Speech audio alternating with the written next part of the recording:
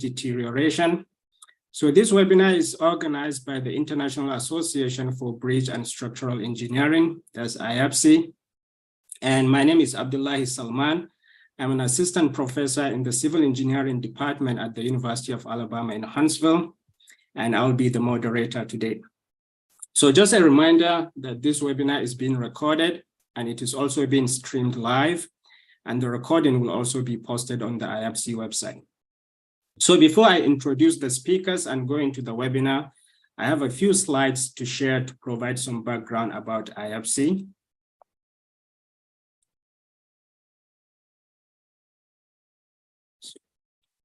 So IABC's mission is to exchange knowledge and advance the practice of structural engineering worldwide. And this mission covers all aspects of structural engineering, all types of structures and structural materials, and all aspects of the construction process. It is a large organization and it has members in over 100 countries. So IABC organizes various events, including webinars such as this one and conferences. Some notable upcoming events include the IABC Symposium that will be held in April next year in Manchester. And actually many of the topics of this symposium are going to be related to our topic today, which is the impact of climate change on structures and materials. There's also the IABC Congress in September next year. That is going to be in San Jose, Costa Rica. And you can get more details about these and other events on the IABC website. The organization has a number of publications, for example, the well-known Structural Engineering International Journal, but there are also bulletins that provide guidelines, case studies, and other structural engineering documents. There are also many conference proceedings that are published by the association. So IABC has many national groups around the world and task groups, and I encourage you to become involved in your respective national groups. The organization has 6 technical commissions and a lot of task groups under the commissions. And this webinar is actually being organized by one of the task groups, as you will see later. And I encourage you to look at details of the task groups on the IABC website and become involved. There are resources and perks available for young engineers and students. These include online access to the IABC journal, reduced event fees, free ebooks and monthly newsletter, and discount on all IABC publications. And of course, by joining the organization, you will get a chance to meet or learn from experts from all over the world. As I mentioned, IABC has active national groups that organize a lot of events, as you can see on the slide. And again, I encourage you to reach out to your national groups and become involved. So the repository for all IABC products is the e-learning section of the website. There you will find recordings of the webinars, including this one, keynotes, lectures and courses, reports, and many other useful resources. Finally, I want to draw your attention to the IABC award dinner that is going to be next month, specifically November 8th. That's going to be in Zurich. There will be awards for people and papers, and there will also be awards for projects and technologies. So registration for this event is now open, and you can find information on how to register on the IABC website. All right, so we are going to move on to the webinar. The title of our webinar today is The Effects of Climate Change on Material Deterioration. And we have 3 speakers. We have Dr. Emilio Bastiras Artiaga, who is a professor of civil engineering in La Rochelle University in France. His research focuses on developing stochastic frameworks to optimize the design, inspection, and maintenance of aging infrastructure assets under realistic environmental conditions, including climate change. And today, Emilio is going to be talking about the impacts of climate change on reinforced concrete. We also have Dr. Porek Ryan, who is an associate professor in civil engineering at University College Cork in Ireland. and he's also a conjunct research fellow at the University of Newcastle in Australia. His research is in the area of infrastructure risk, climate change adaptation, and material deterioration. Dr. Ryan's presentation today will focus on the impact of climate change on timber decay. We also have Dr. Buland Imam, who is an associate professor at the University of Surrey. His main expertise lies in the area of infrastructure asset management. He has extensive experience in modeling the deterioration of metallic structures, remaining life assessment, and climate change impacts on infrastructure. And Dr. Imam's presentation today will focus on the impact of climate change on steel material deterioration. So this webinar is organized by IAPSI's Task Group 6.1, and actually all three speakers and myself are members of the task group. And the goal of TG 6.1 is to characterize the severity of climate change impacts and give recommendations and mitigation strategies for civil structures.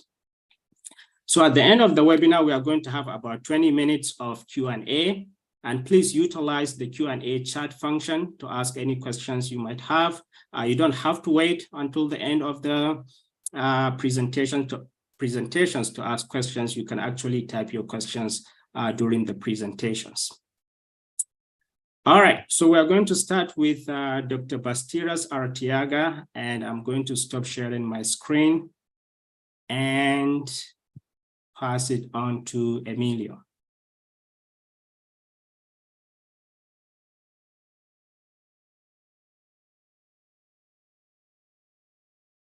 Hello, everyone. Can you see my screen?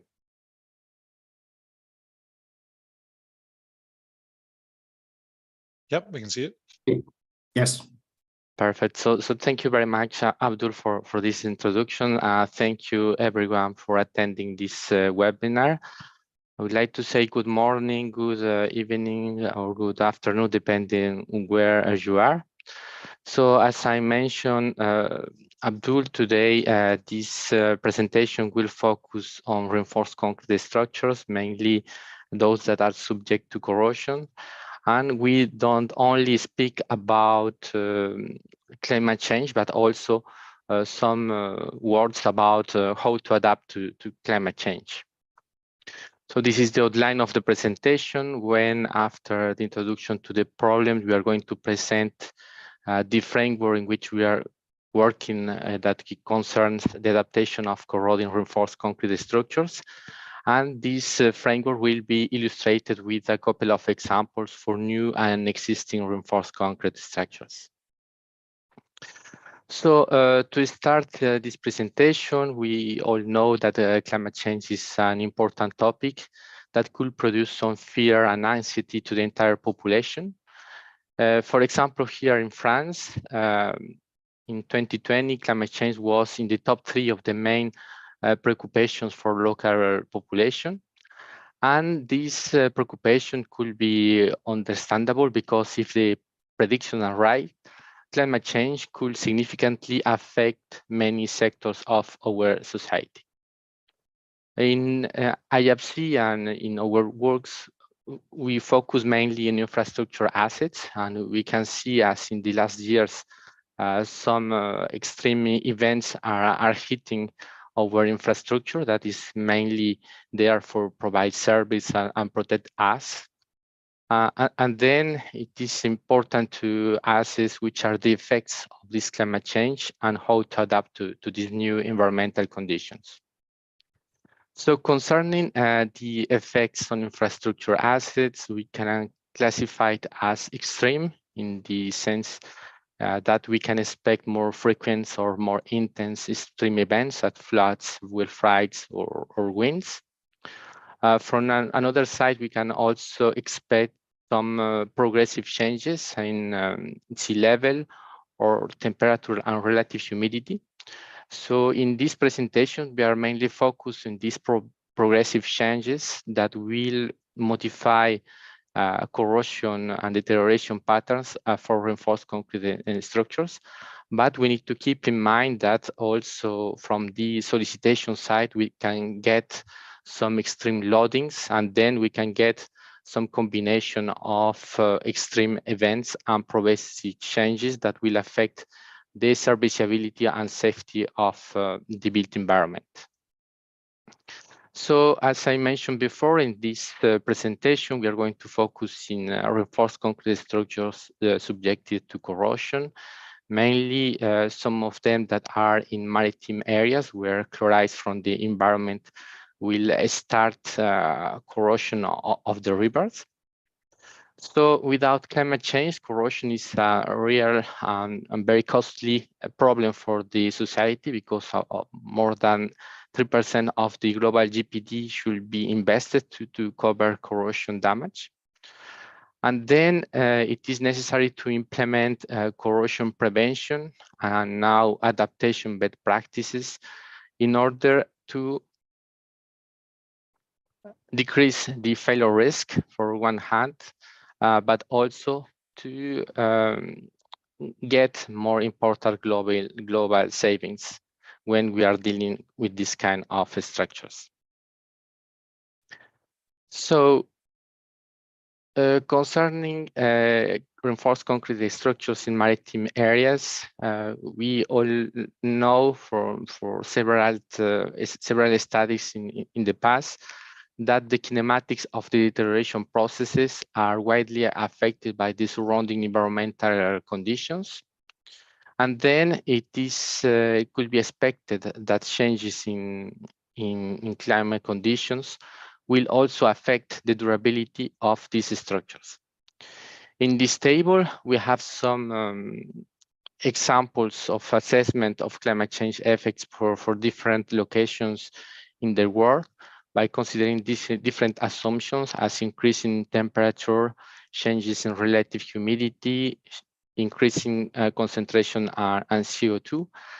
And in most parts of studies, we can observe increments in the chloride concentrations and the river that would lead to lifetime reductions. So taking into account that climate change could affect negatively some reinforced concrete structures, it is necessary to think about adaptation.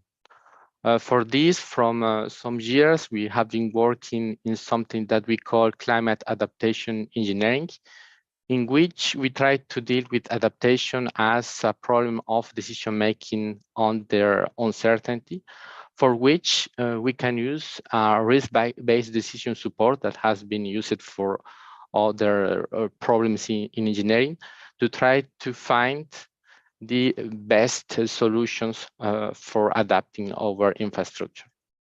So the main objective of climate adaptation engineering will be to provide these solutions that will improve the response of the built environment to future potential climate change scenarios. So here in this book that we edited with Marcus Stewart in 2019, you can find the world framework as well as several examples for different kind of infrastructure. So concerning adaptation, we are going to define adaptation strategy, which is one response that could be changes in the structural design or in the maintenance to be able to adapt these infrastructures to new environmental conditions. So here are a couple of examples for reinforced concrete structures. So we can specify higher durability recommendations, increase concrete cover to have a more resistant concrete, or also to change the way in which we are going to inspect and maintain these aging reinforced concrete structures. So in this work, we have proposed a framework for adaptation in which the main objective will be to assess the cost effectiveness of adaptation measures and to provide risk-informed solutions. And for this, the proposed framework has 5 components. Those in red concern to components that could be used for any structures, and those in green concern to information data that are specific for each kind of structure. So let's first describe the red components. So the first component concerns the models. Because we are here, we are doing predictions. We need to know how these structures behave with time. And then we need models that are able to account for the environmental factors that will be affected by climate change. Today, I'm going to present some examples in which we have used some different models for assessing the time to corrosion initiation and the stages of active corrosion until cracking. So concerning corrosion initiation, we have used a chloride ingress model in which the mechanisms of chlorides are diffusion and convection. It takes into account for variation of temperature and relative humidity. And it is a finite element model that should be solved numerically. For the stages after corrosion initiations, we use more simple models that combine electrochemical and mechanical principles and account for the effect of temperature mainly. The second component concerning the stochastic approach that allow us to consider the different sources of uncertainty that are involved in this problem. In this stochastic approach, we are going to have two kinds of inputs that are random variables or stochastic processes. And when we propagate this into the deterioration models, we can get that we call here a stochastic deterioration model. And that we are looking here are specific outputs. In this case, we are focusing the probability of severe cracking that we are going to use after to simulate failure and repair, and then to assess the cost and the repair, which is the next step. So in the next step, we are going to focus in cost benefit analysis, which allow us to estimate which is the benefit of implementing a given adaptation measure for the structural lifetime. For this assessing this indicator, we are mainly focusing on cost. So we have here the cost of damage for the business as usual solution. It means without doing anything, without adaptation. We have here the cost of the adaptation, and delta R is called the reduction of risk when we consider the adaptation strategy, and is also function of the expected cost of damage when we consider the adaptation. For those that are not familiar with this kind of indicator, so it is simply a ratio between a benefit and cost. And when the benefit is higher than the cost, so we are going to have values larger than 1, indicated that the measure is cost effective. So here we will have costs that will occur at different times in the future, and then we need to bring them to the present to assess the cost, and then we use in traditional discounting. And also, as we have propagated uncertainties in the model, we can use these uncertainties and these results to propagate uncertainties in this cost-benefit analysis. And this allows us to assess two main indicators. The first is the mean BCR that give us the mean value of this indicator. And the second is the probability of having BCR larger than 1 that present and evaluate the risk of the investment. So let's present now a couple of examples. The first will concern some new structures. So concerning the environmental exposure, we are in that we call atmospheric, according to the European norm 205, which is called XS1. So we have designed the structure concerning this standard to get this concrete cover at this compressive strength concerning the durability. We also consider that the structure is placed in one oceanic environment, middle latitude, which is characterized by this temperature and this relative humidity. And here we are going to consider several climate change scenarios, which are not scenarios that come from a global circulation model. So we are just assuming that by the end of the century, we are going to have different changes in temperature and relative humidity with respect to these overall values.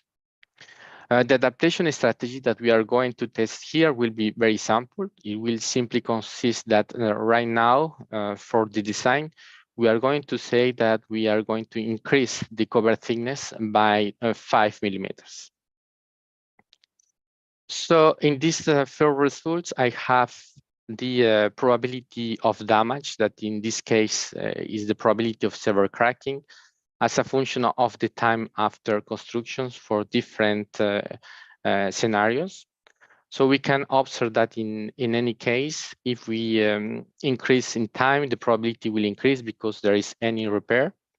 And after we have 3 scenarios, so in the yellow one, there is no climate change. So there is no changes in relative humidity or temperature by the end of the century.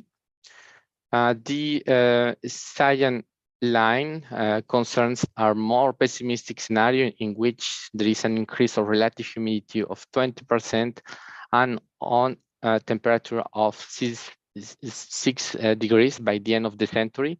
And in this case, the probabilities are very large and the effects of climate change are the more larger.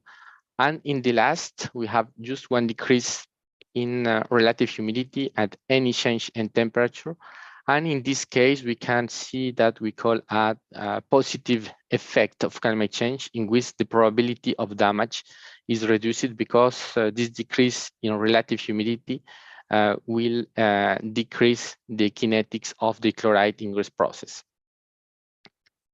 In these second results, I have the mean of the BCR and the probability of BCR higher than 1 within brackets for different climate change scenarios. So here there are the increases in temperature, here the increases in relative humidity.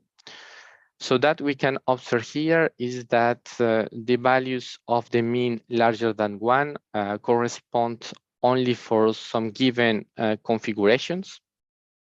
And it increases when we are going to expect larger increases in temperature and relative humidity. The mean BCR also follows the same trend.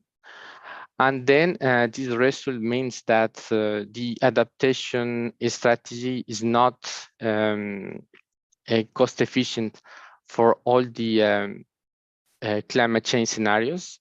And we need to take into account this specificity when we are going to formulate these adaptation solutions. So let's speak now a second example where we're going to focus in the existing reinforced concrete structure.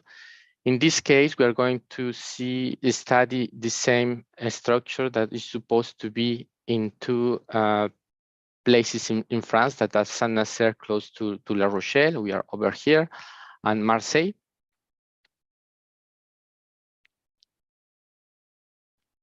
So for the adaptation strategy, we are going to consider that after repair, we are simply increase the existing cover thickness by 5 or 10 millimeters.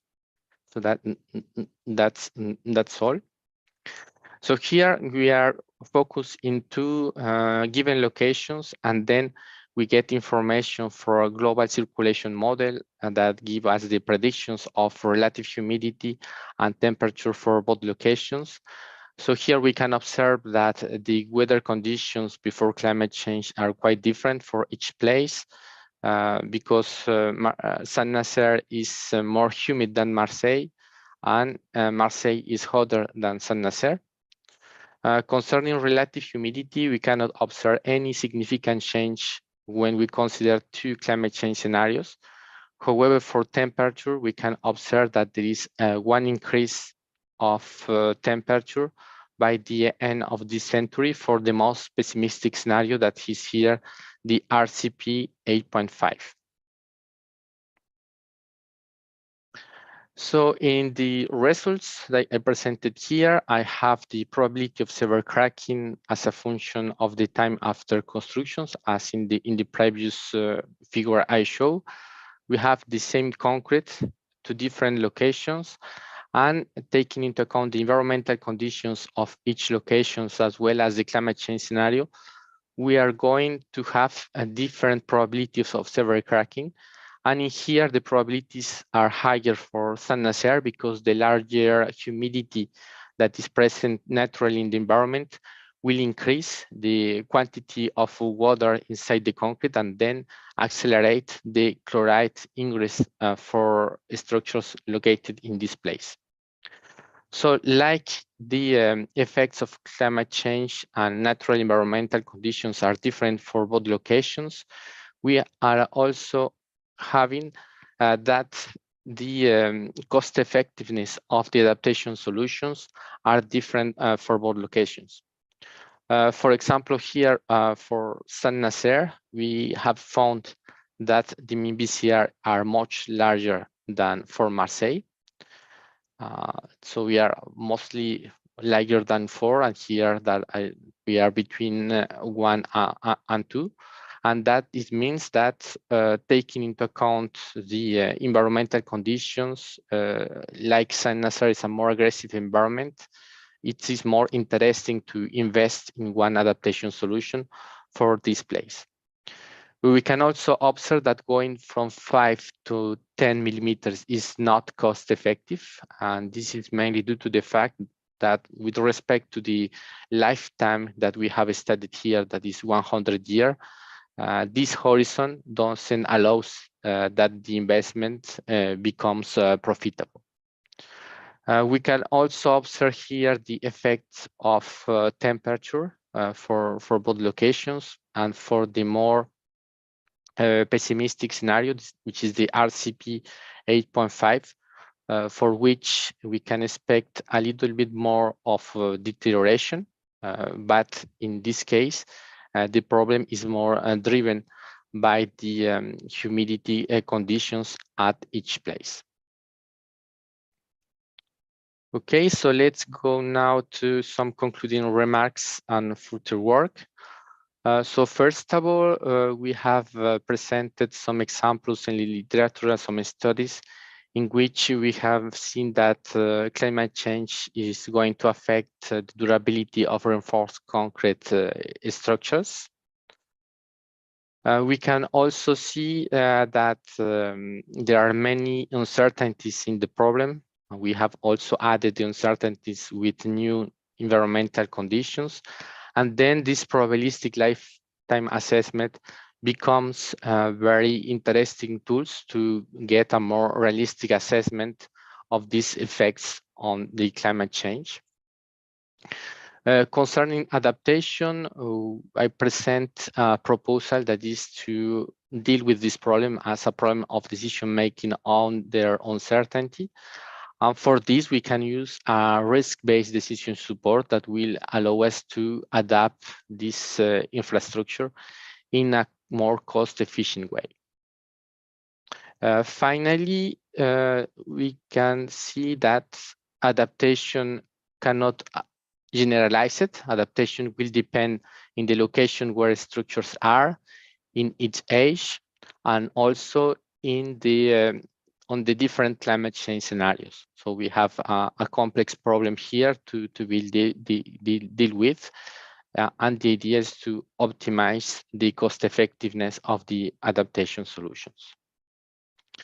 So concerning the future works, so we can improve these works and improve the cost effectiveness when we introduce the co-benefits of adaptation measures. For example, when we increase the strength of the structure, we can get some co-benefit.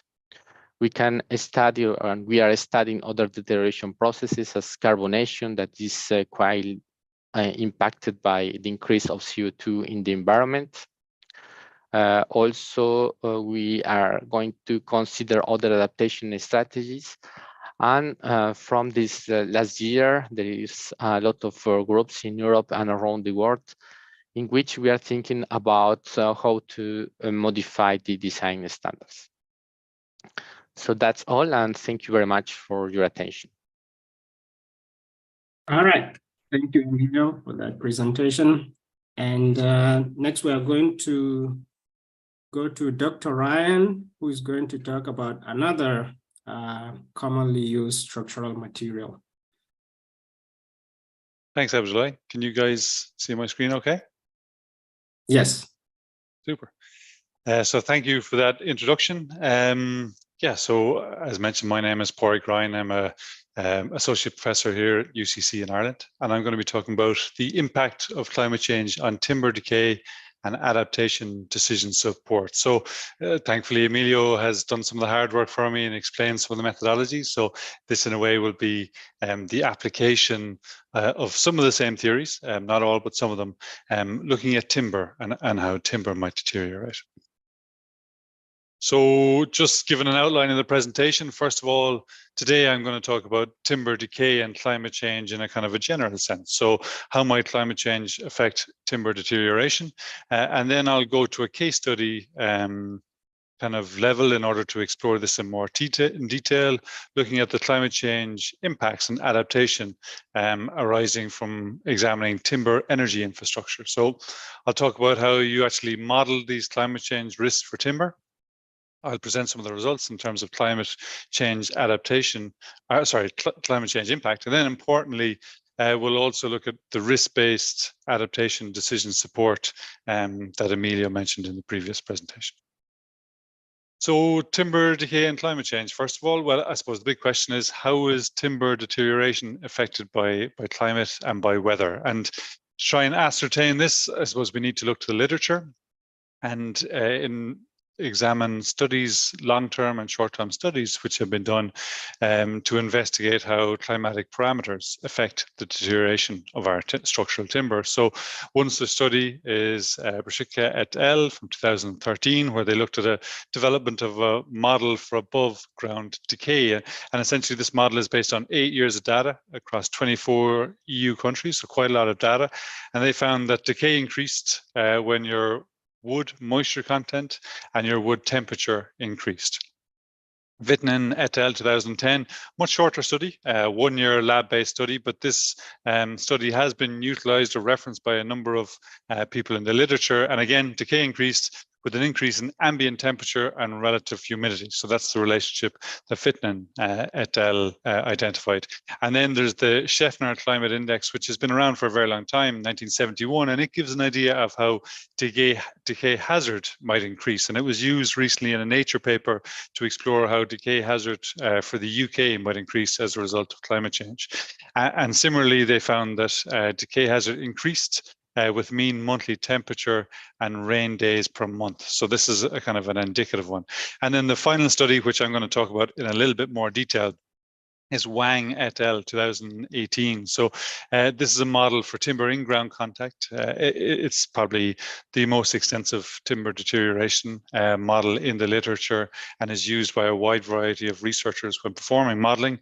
It's based on 35 years of test data, 77 timber species across 38 different sites, or up to 38 different sites. And it looks at both treated and untreated timber. So what we're looking for here, I suppose, is a clue to how our timber is going to perform in a future climate in a general sense. And the Wang et al. Model does offer us that. So this is the report, which a lot of the finer details are presented. There are a number of publications by this group. And essentially, they describe this timber deterioration or decay through a decay rate, which is a function of K wood and K climate. And then you have a lag time, which is basically, if we're to compare it to the concrete that Emilio discussed, it would be the initiation of corrosion. So the lag time is the equivalent for timber. It's the time that the timber lasts without any deterioration taking place or any decay. So this K wood parameter, it's a function of the durability class of the timber. So depending on your durability class 1, 2, or 3, the K climate parameter obviously is the one that we're quite interested in the context of climate change, because it examines how climate might affect this deterioration rate. And this is the function that describes K climate. So it's a function of rain and temperature. So obviously it's difficult to interpret that. So I've plotted them out, just rainfall on the left, temperature on the right. pretty obvious trends we're seeing. So increase in decay rate as a result of increases in rainfall, annual rainfall. And then also from a temperature perspective, mean annual temperature, as that increases, we get increase in decay rates also. And this is a bimodal model with a kink at the 20-degree point. So the advantage of this model, I guess, has two climate parameters. Both are easily measured, and we have climate projections for both. So as opposed to a moisture content of wood, it's easy to get climate projections for annual rainfall or annual temperature. So what do the climate projections tell us? Well, this is the projections on a global level. So these are from the most recent IPCC report. We've got temperature on the left, we've got precipitation on the right. So we're currently at the black line, the end of the black line, and you can see across all the climate change scenarios, so these are the SSPs, so different future scenarios that might arise, we're getting an increase in temperature and an increase in rainfall, although there is uncertainty associated with both. Now, this is global temperature and global precipitation, and it's important to note that obviously you get variations in climate change projections from country to country and from region to region within a country. So these global circulation model predictions are taken, they're downscaled and bias corrected for given countries. And here is an example of those bias corrections, bias corrected downscaled climate projections for Ireland as an example, I suppose. And if you look at the square boxes, essentially what we're seeing here is the change from RCP 2.6 to 4.5 to 8.5. And this is rainfall on the left, temperature on the right. Again, quite a variation across the different representative concentration pathways. So those RCPs, they're different climate change scenarios. But I think what I also want to point out is the change from left to right. So these plots show this is the mid-sensitivity model, low sensitivity and high sensitivity. So these are based on the fact that different GCMs or global circulation models have different signals, different sensitivities. So some will predict a higher change in climate in the future, some are lower. And I guess looking from left to right across any of these columns, you begin to appreciate that there is, as many of you will be aware, a high degree of uncertainty associated with climate change projections, even within a scenario. So that follows on to something I'll talk about later, and the need to employ these risk-based approaches, which incorporate uncertainty and variability that Emilio also mentioned. So overall, I suppose we can say that all the models point to the fact that increase in rainfall and temperature is going to lead to more deterioration, and we've got projected increases in temperature and rainfall. So what does that mean for us on a structural performance aspect from an IABC perspective? How is that going to impact our structures? And I guess the answer to that is it'll vary depending on your structure. So timber structures are quite varied. You could have a glulam beam like shown there. You could have multi-story buildings like are shown on the slides here.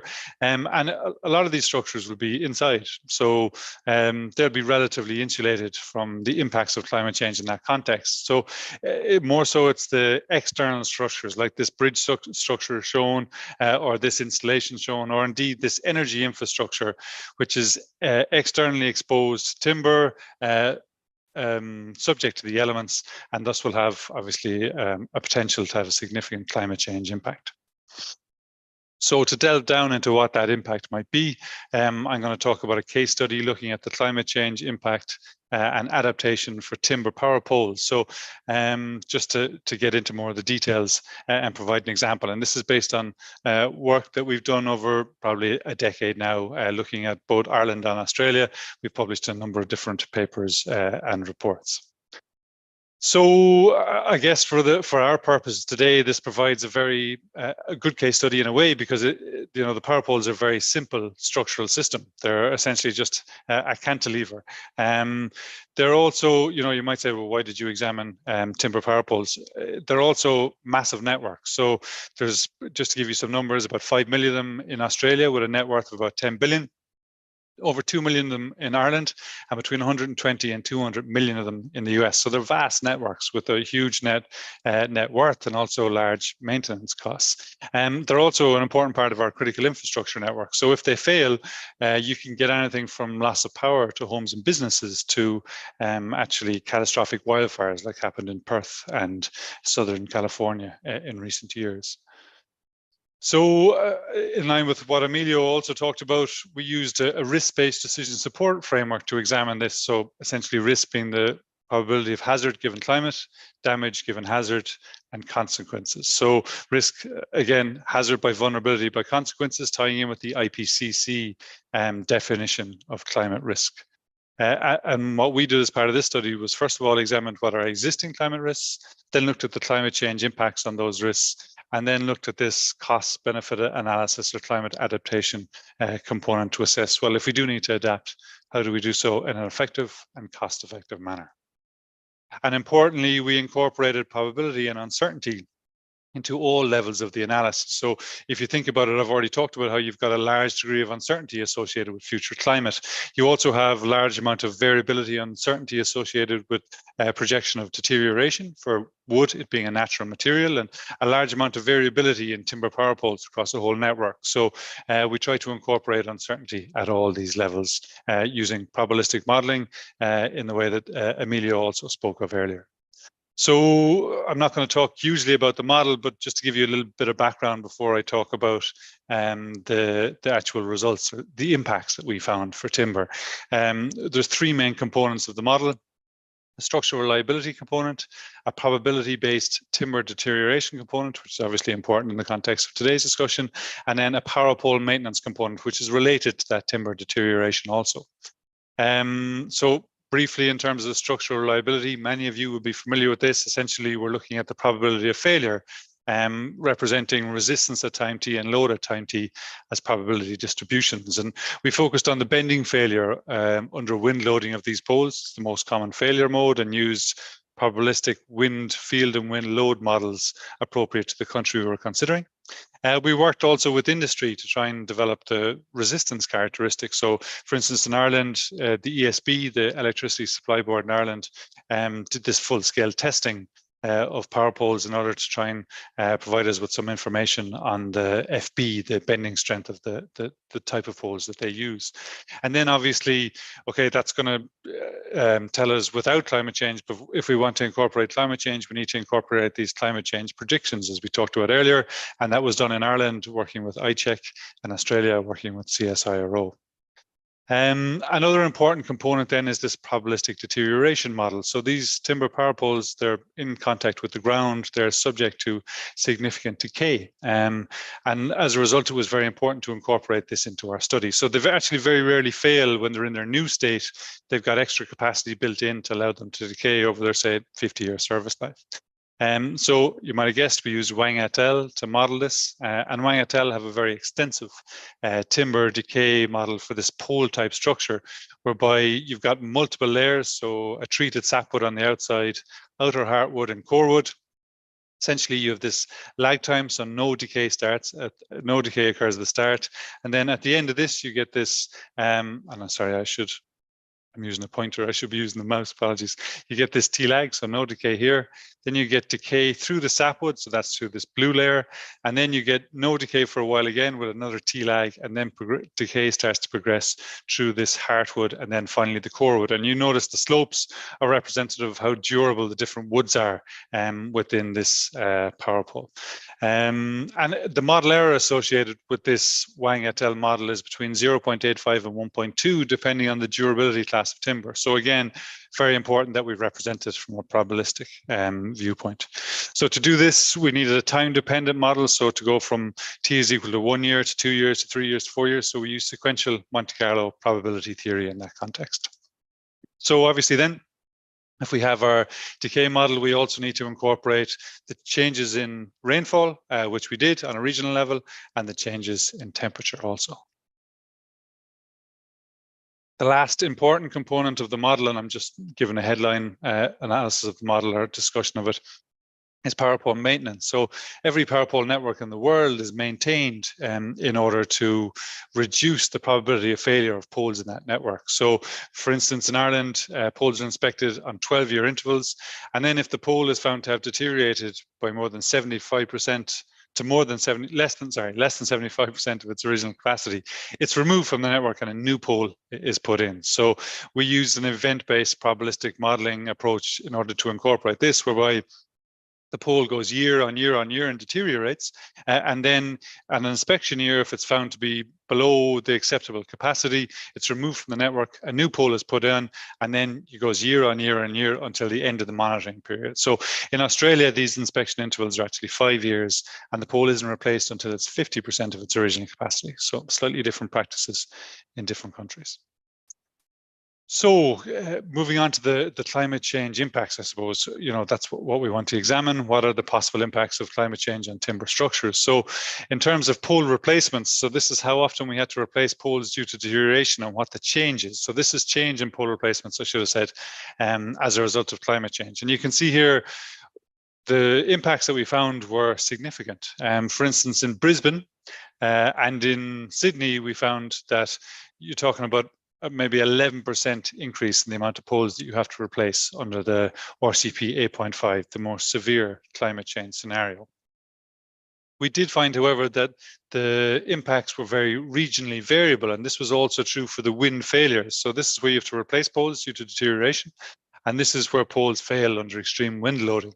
And again, big impacts in Brisbane and in Sydney under RCP 8.5, but much less so, actually a positive impact in Sydney under RCP 4.5. Whereas Melbourne, if you look at it, there's actually a positive impact on wind failures and very little impact on pole replacement. So in some cases, significant impacts, in others, little or no impact, which is represented here in our climate change monetary risk for the different areas. So we took into account direct and indirect costs. And as you can see, Brisbane has the biggest impact, followed by Sydney, and very little impact from Melbourne or Perth. So while you might want to implement an adaptation strategy for here or for here, there really isn't any need for Melbourne or Perth, which is another challenge from a decision-making perspective.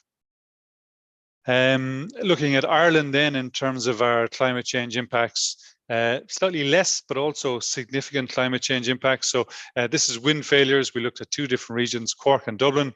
You're talking about somewhere between a 16 and 27% increase in these wind failures, which is shown here in the plot, depending on the climate scenario and the location you're considering. So when thought about in the context of these power pole failures where power goes down and you could have, health and safety risks, etc. That's quite a significant impact. From a climate change impact on condemning rates, then around 3 to 5%. So not as big as Australia, but still, 5% increase in the amount of poles you have to replace is a concern for the energy operator. So if we have got these sometimes significant adaptation risks, how do we know how to adapt to those risks? And this is what Emilio spoke about previously in terms of these adaptation risk-based decision support. So I won't have to describe this in such detail as Emilio's already gone through some of it, which is very helpful. But essentially, we looked at a life cycle cost approach because we're mimicking our pole's performance over, say, 90 years with investment at the start in the pole size, plus replacement and maintenance, etc., over the whole life. So we looked at the net present value is equal to the life cycle cost of the adaptation minus the life cycle cost of the business as usual, so no adaptation, and then benefit to cost ratio. We also incorporated co-benefits where possible. So, if the power knocks out water supplies or interrupts a business and its operation, then there's costs associated with that. And we obtained these costs from industry and represented them from a statistical point of view. So this is the adaptation risk-based decision support outcomes for Brisbane. So Brisbane was an area that definitely would need climate change adaptation. And we looked at 4 different scenarios.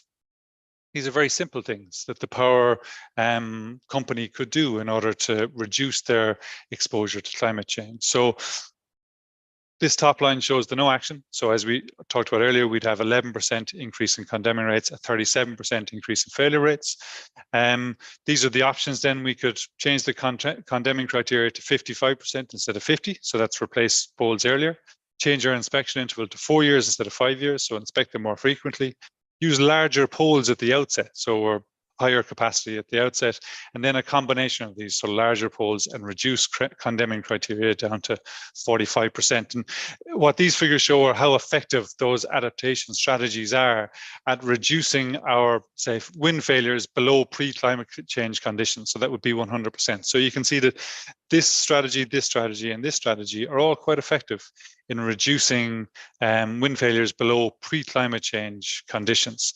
I guess the important thing is, at what cost does that occur? So is this a cost-effective adaptation strategy? As Emilio already pointed out, this is a very important consideration, effective, especially when you're dealing with massive infrastructure networks like these power pole networks.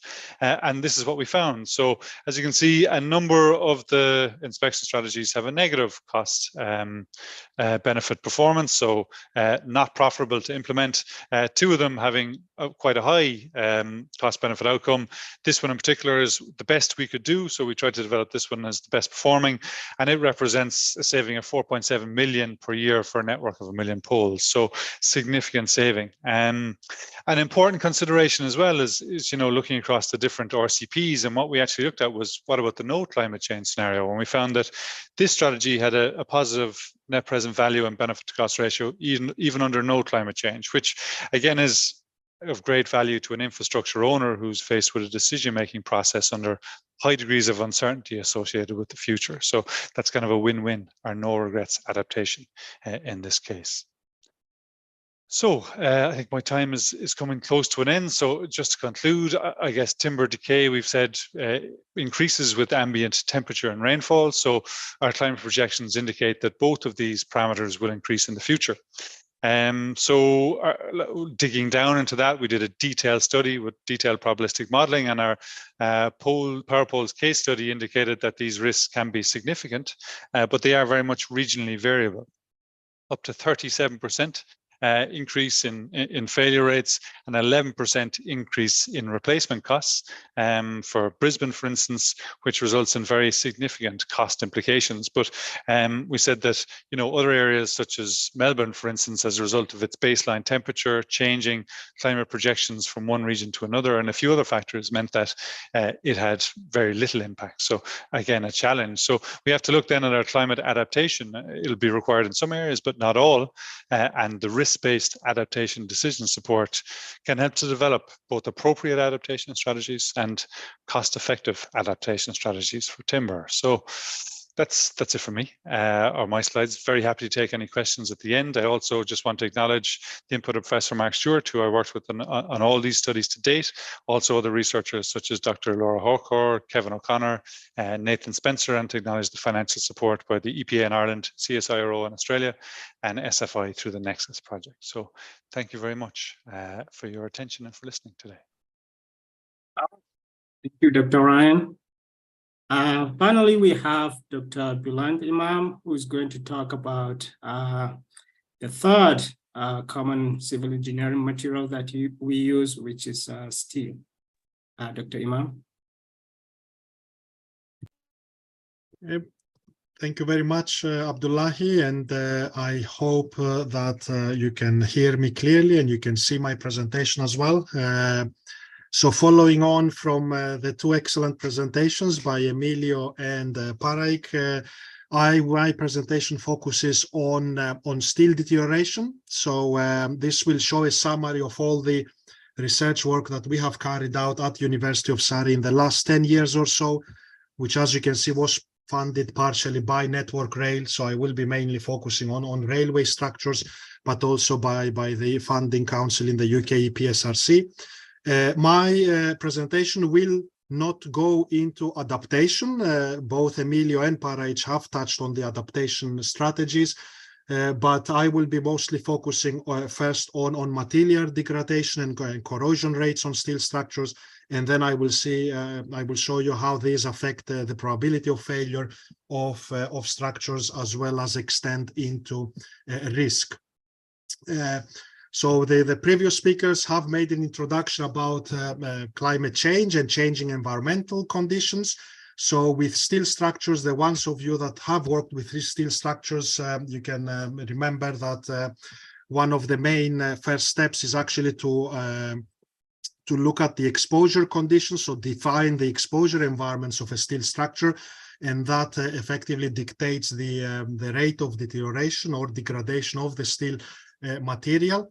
But within the wider context of our studies, we have looked at changes in both environmental parameters, which some examples are air temperature, relative humidity, and precipitation patterns, which can be directly associated with climate change. But for steel structures, an important parameter that affects degradation is obviously atmospheric pollution as well. So SO2 is the predominant atmospheric pollutant that affects the deterioration of steel structures. And this can be directly linked with government policies or initiatives to, for example, cut down pollutants in specific areas within the country. Obviously, there are large uncertainties, as the previous speakers mentioned as well, with the temporal evolution of both the environmental parameters over time, as well as the concentration of atmospheric pollutants. And for the case of steel structures, there is a complex interaction between the two as well. So as, for example, climate change affects the environmental parameters, this can have a direct effect on the concentration of atmospheric pollutants, or vice versa as well. So therefore, in our studies, we quantified the effects of these changing environmental conditions on the long-term performance of steel bridges. So our work focuses on steel bridges, but it can be generalized for other types of steel structures as well. But we have also looked at different scenarios in terms of atmospheric pollution as well. So for the assessment of degradation in steel, there are, as you can see here in this table, different levels of models that we can use.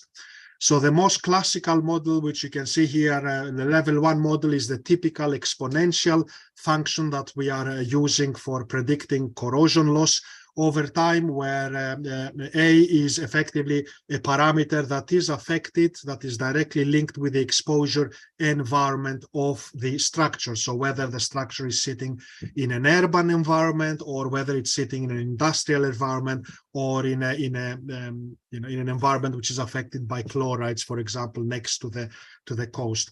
So these are, as we call, the empirical models. So most of the work in the past on deterioration of steel structures has focused on the utilization of these empirical models, and many standards for the assessment of corrosion in steel structures have used these empirical models, which we are much more used to use. But note that there are actually more advanced models as well that have been developed over time. So a typical level 2 model, these are still empirical models, but they are now capable of relating the rate of corrosion of steel to specific exposure variables. And these are also known as dose response functions as well. So as you can see, a typical example of such a function is, you can see here under level 2, where there you can see that we are now directly relating the rate of corrosion of steel with some atmospheric pollutant parameters, as well as environmental factors, whereas previously the effects of all these parameters were actually merged into a single exponent in the model.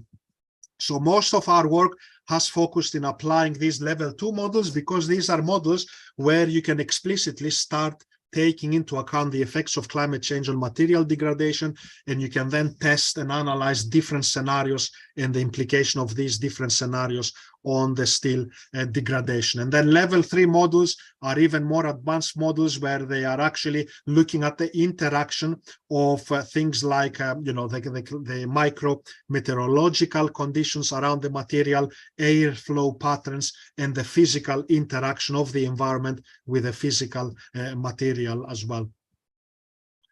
Yeah, so this is just an example of what I mentioned earlier about the definition of the exposure environments for steel structures.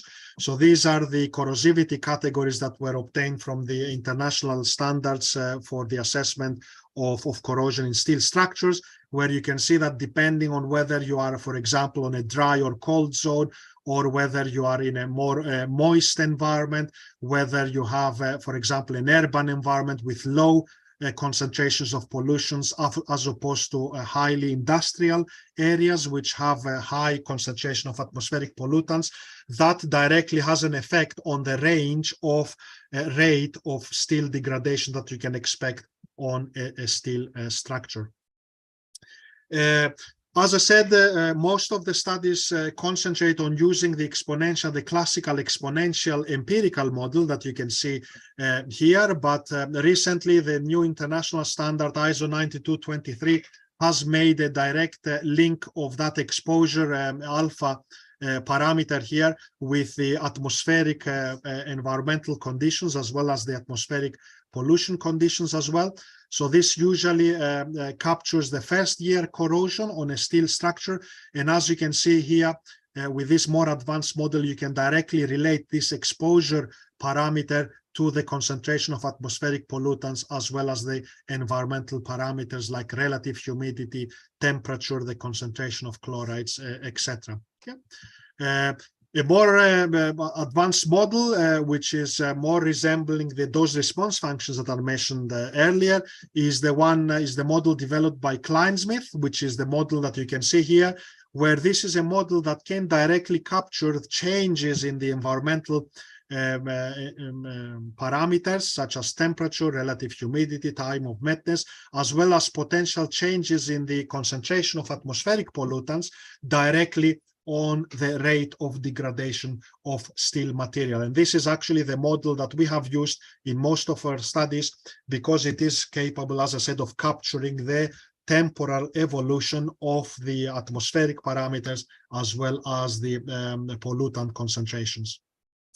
So we have first started to see how actually different scenarios affect the corrosion loss over time. So we have started just at the material degradation level. And here you can see some sensitivity studies where we are looking over a 90-year horizon of how the corrosion loss changes if we start changing the time of wetness of the environment, for example, or the chloride concentration, the sulfur dioxide concentration, as well as changing the temperature in the environment. And you can directly see there that just changing the temperature, which might come due to the climate change effects, does not have a significant influence, as you can see, on the corrosion loss, but other parameters, for example, the time of wetness has a bit of more significant effect on the steel material degradation. But as you can see, the dominant ones are actually the atmospheric pollution concentrations that has a significant effect on the rate of degradation of steel. Yeah.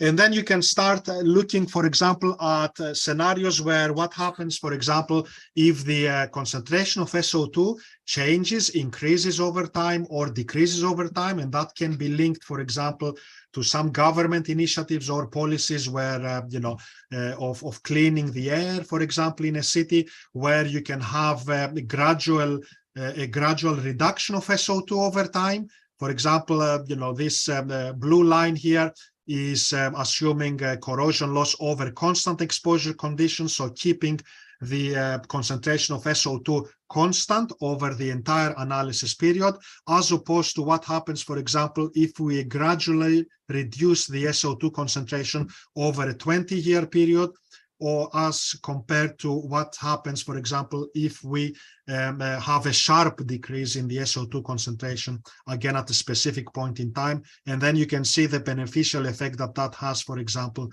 on reducing the corrosion loss as compared to the case of keeping the SO2 concentration constant. So obviously, the previous graphs are on the material level. So what we did following on from that is we chose a case study to see actually of what the effect of those material degradation rates will have on the structural strength of a typical case study asset. So we chose a typical steel railway bridge from the UK network that you can see here is a typical half-through railway bridge, which consists of two main girders, as you can see, and cross girders and the typical concrete deck on top of it. And we use that as the basis of our analysis. So we made some assumptions for the case of running our analysis.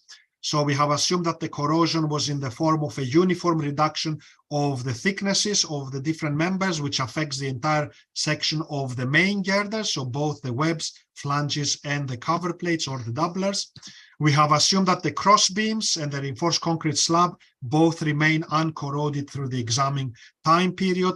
And we also assume that the assessment load that we have applied is deterministic and time independent. So all the uncertainty analysis that we have carried out was focused on the resistance side of the model. So the resistance model that we have used was taken from the assessment code for existing bridges in the UK. So this is a typical limit moment of resistance when you are checking a plate girder for lateral torsional buckling, which is usually the mode of failure that governs the design, for example, or the assessment of most half-through structures in the UK, which depends obviously, as you can see, on the slenderness of the plate girder. And we have extended our study into a probabilistic analysis similar to the previous two speakers as well. So we have chosen the limit state function where we are looking at the resistance minus the loading problem. And we have then, using this probabilistic framework, we have captured the cumulative probability of failure over time and how that is affected with different scenarios, climate change scenarios, as well as changes in the atmospheric pollutant concentration. So we have carried out our analysis using Monte Carlo simulation with 1 million samples. This structure, the case study that we have chosen, was actually located in quite a highly polluted part of London, which you can see here on the shaded grid. The UK has probabilistic projections, climate change projections for many parameters. We have used back then the UK CP09 projections, but currently we have a more up-to-date database, which has been updated back in 2018. But this is just showing you the scale of how the temperature, for example, at that location is evolving over time, the mean temperature with different climate change scenarios. So low emissions, medium emissions, and high emissions. So this is the mean temperature, but then obviously the database, you can obtain probabilistic projections of atmospheric of environmental parameters in there as well. And what we have done is we have obtained these projections on a probabilistic manner, and then we have fitted actually distributions on how best to to model these distributions using some probabilistic functions. And here you can see the difference between a low emission scenario, for example, and the high emission scenario. So the left distribution here is actually the distribution which shows the, assuming no climate change happens.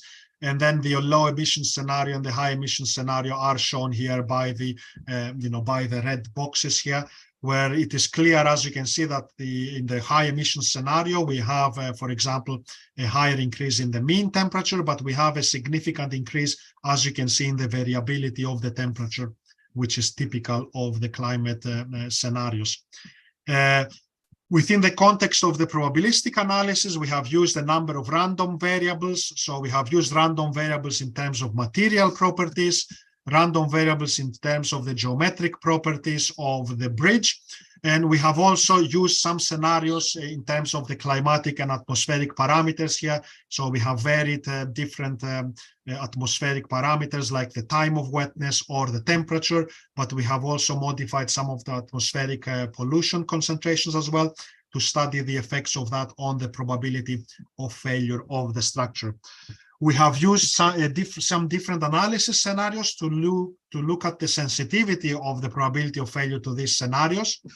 So scenario One, for example, is assuming no climate change happens, and you are at this in an urban environment, for example, as compared to scenario S2, which again assumes that we don't have any climate change, and we are in a more industrial type of an environment.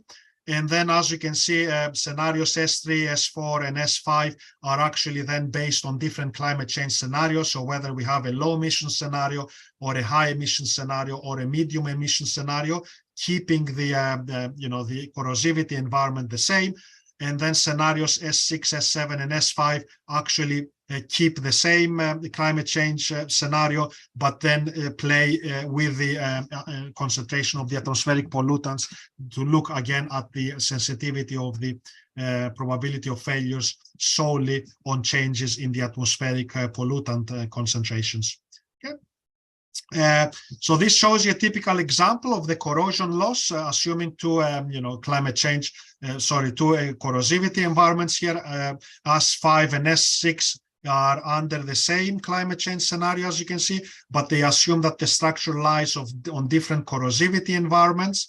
Okay, so S6 is a much more highly corrosive environment as the structure sits in, and as you can see directly, you can see actually the expected distribution of the corrosion loss, which is significantly higher than the expected corrosion on the more lower corrosivity environment here, and this is plotted at 50 years from the point where the analysis has taken place. You can then look at the distribution here of the corrosion loss, the cumulative probability, and how that evolves as we progress into the future. Obviously, as we move into the future, the more corrosion loss you expect, but you can see the significant increase in the uncertainty that we are expecting in the corrosion loss as well. And that's due to the fact that the uncertainty on the climate change projection scenarios also increases over time as well. And then we can use these corrosion losses to feed into the limit state function, and then you can obtain the moment of resistance distribution, for example, of the plate girder that we are assessing. And here you can see comparing the moment of resistance distributions, for example, between year 1 and year 85 of the analysis, where you can see as time moves on, you can see a significant reduction in the moment of resistance of that plate girder due to the corrosion. Yeah. So here this summarizes obviously all the different scenarios that we have analyzed. So solely changing the temperature on our analysis, which, as you can see, solely changing the temperature, for example, due to the effects of climate change, doesn't seem to have a significant influence on the probability of failure of the structure.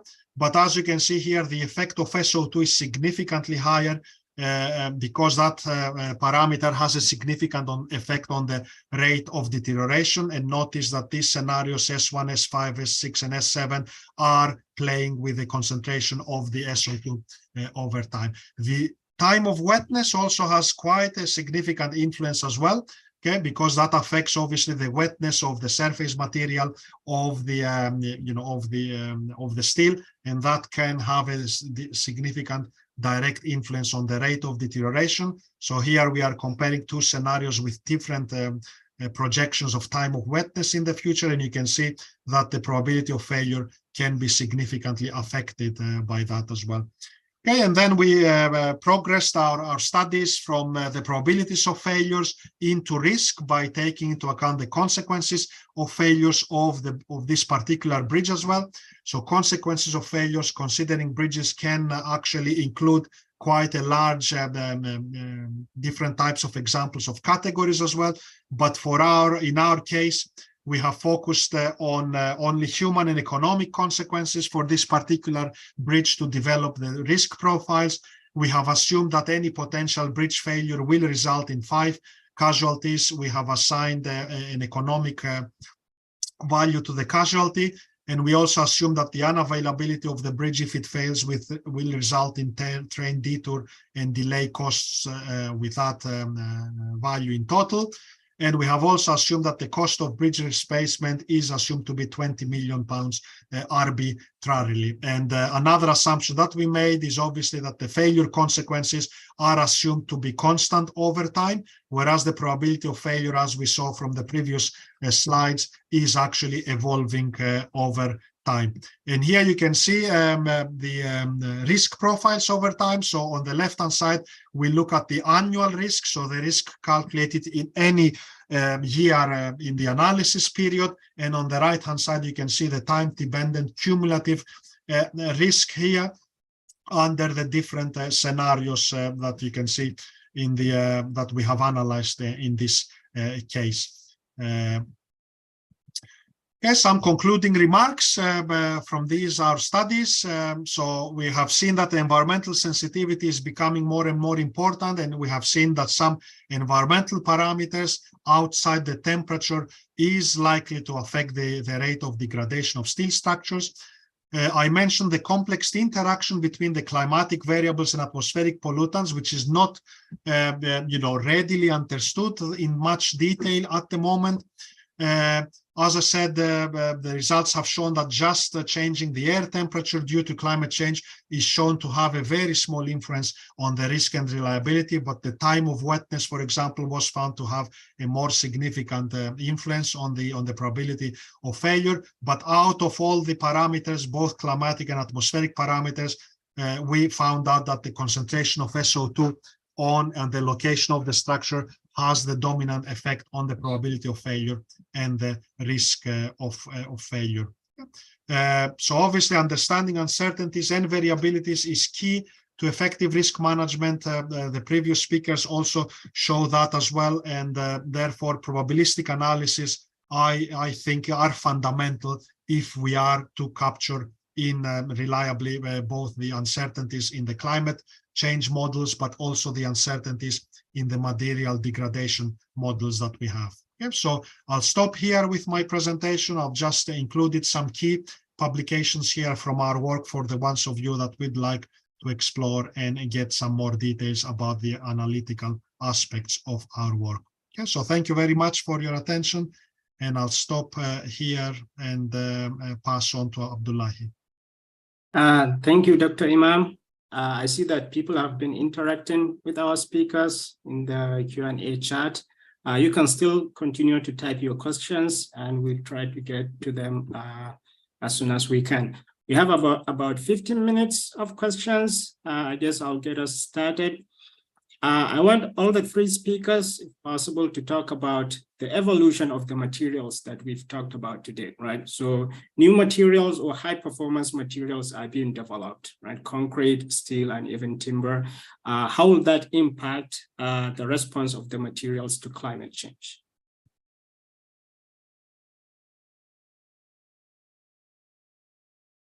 Who wants to go first?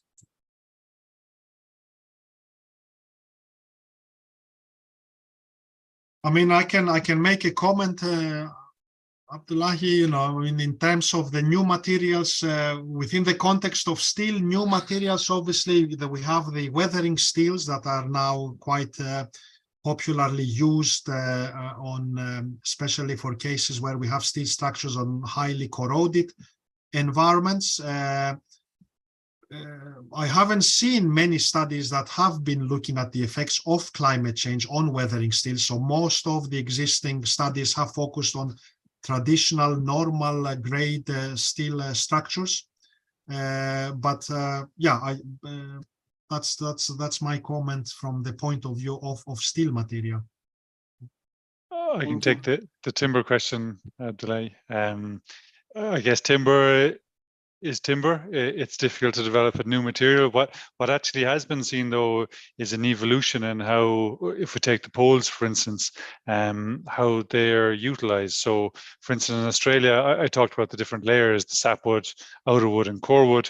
They used to remove the sapwood from the pole and just have the outer wood and the core wood because the sapwood was the least durable of the three different layers. However, as the treatment processes developed and became more sophisticated, The sapwood, although less durable, is much more absorbent than the other layers. So it absorbs much more of the treatment than the other layers do. And in its treated form, it's actually more durable than either of the other two layers. So they've stopped removing the sapwood and started utilizing it for its absorption properties to make it more durable in terms of the pole. There's also always a bit of movement in what kind of timbers are used. For instance, in Perth in Australia, they started using a radiated pine instead of a spotted gum, which is a eucalypt. It's a much less strong pole, or a much weaker pole in terms of its bending resistance, but again, better durability characteristics, and that's something we picked up when we did our analysis. So in terms of the poles, there is new materials as such, but there is new treatment methods. And then I guess you have the whole other area of glue laminated timbers, and you know, being able to carry greater loads, but I haven't seen a whole lot on the durability studies of those in external environments, probably due to the fact that it takes a long time to develop that understanding. And they're not relative recent development, I suppose. Does that answer your question, Abdullahi? Yes, it does. Thank you. There's a question related to this about concrete in the chat that I know Emilio already responded to. That was about a new type of concrete, especially, I believe, concrete mixes.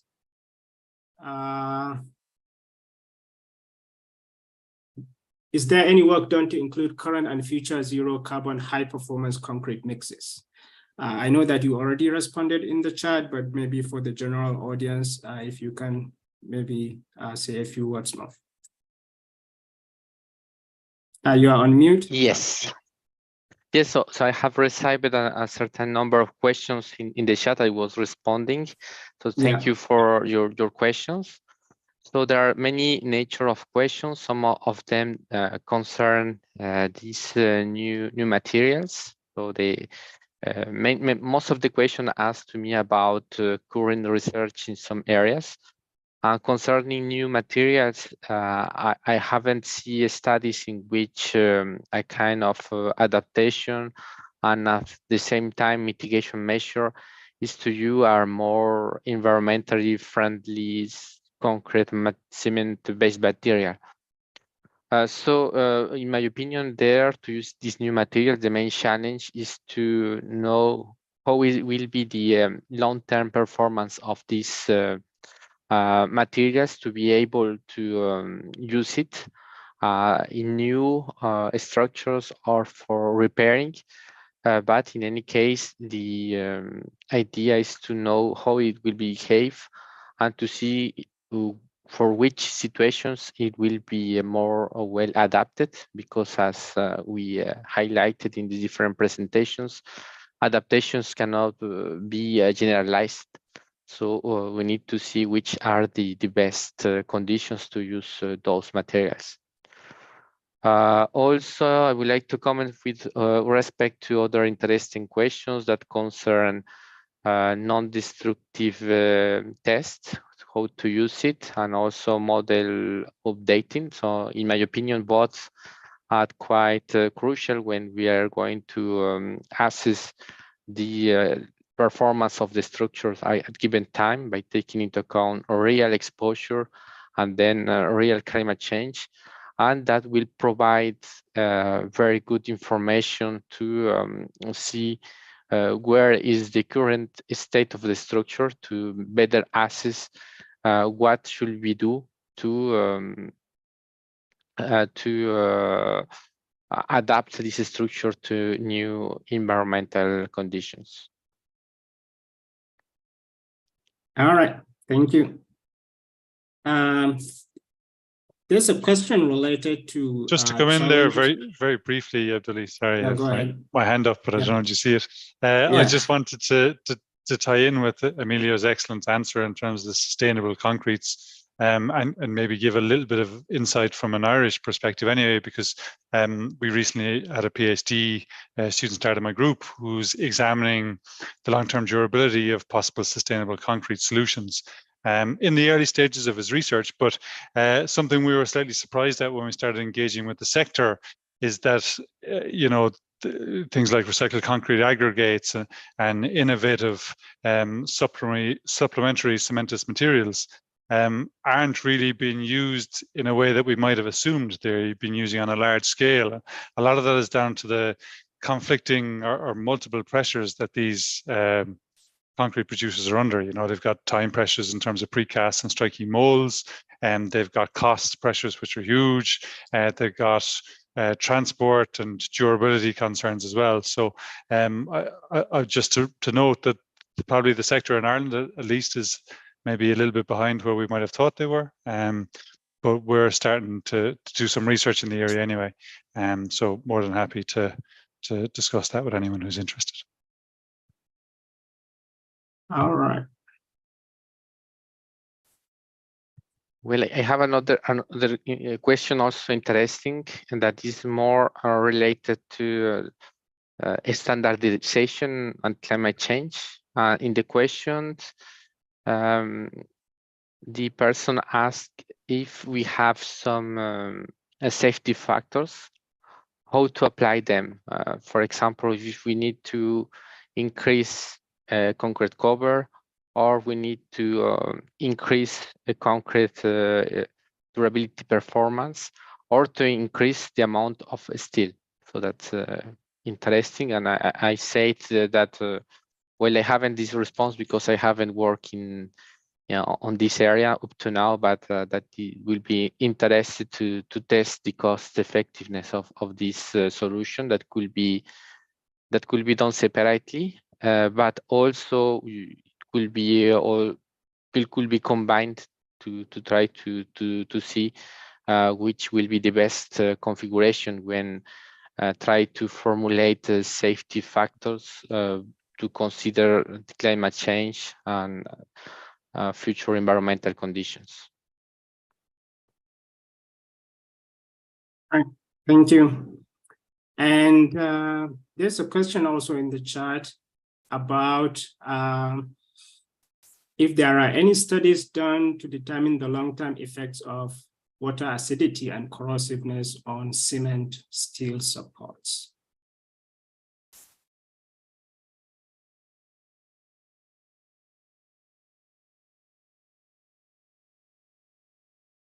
I believe, Emilio, you responded that to the best of your knowledge, you haven't seen any studies on that topic. I don't know if Yes, unfortunately, I haven't information on this. Okay. So I have a question to all three speakers. So you presented like risk-based assessment and decision-making frameworks that, you know, incorporate uncertainty. I guess one kind of blind spot that we have is regarding the future climate. So we only, you know, focus on doing scenario-based analysis using the RCPs 4.5, you know, 8.5.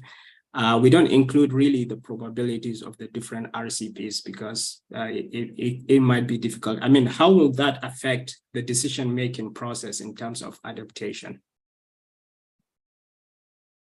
I can answer that one to start with, or give a little bit of insight to add to the other speakers. I think, yeah, you're dead right, Abdullah. You know, the IPCC doesn't give any guidance on the relative probability of the different RCPs, and it's only after the fact that we start to see how time has evolved. At one point we're tracking 8.5, now we're looking like we're tracking a little bit more like 4.5, but the names of the scenarios have changed from RCPs to SSPs. But so it can get a little bit confusing. But I think when you do use that risk-based approach, you can look at the effectiveness of the adaptation strategy across the different scenarios. I think that's one of the advantages, because if you're an infrastructure owner, and our experience with working with them, like the uncertainty associated with the climate change can sometimes not scare them off, but lead them to think, well, if you guys don't know what's going to happen to the future climate, how am I supposed to know what I'm going to do in the future, considering my network, considering the climate, considering management pressures, considering costs? So, for instance, with the poles work and with other work we've done recently with drainage systems on roads, we look across the scenario, say if this is the adaptation strategy, what's the cost benefit under RCP 4.5, what's it under RCP 8.5, what is it under no climate change? And in some instances, you can identify a win-win strategy, which is a positive cost benefit outcome across the scenarios. And that's information for the infrastructure owner, which they wouldn't have without the scenarioed approach. So yeah, I think it's a really good point that you raise. And I do think there's ways to help with it, but you can't fully address it, I suppose, would be my answer. Thank you. Emilio or Dr. Imam? Yes. So can I go with some comments? Please go ahead. So it is a very interesting question because, well, this risk-based support allows us to see how effective is a measure for given climate change scenario. But after the step forward is to say, I'm going to do my decision making taking into account the worst scenario, the median, so that's not easy. And there are also some implications with the choice. For example, if we decide to choose for the worst scenario, we can design the adaptation solutions, and that could have also some environmental impact that is not negligible. So in my opinion, that we need to do is to try to find a different way to adapt that will be more flexible and that could be updated in the time. So we need to think also in a different way to adapt in a more short-term or medium-term periods to be able to meet with the future environmental conditions. But I know that is quite challenging, and sometimes it is not easy to implement solutions for a very long or medium periods. Thank you.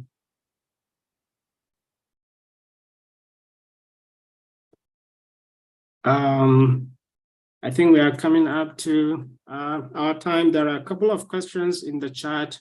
There was a question about someone asking for Professor Ryan's PPT. I believe you can email him directly and see if he can share with you. And,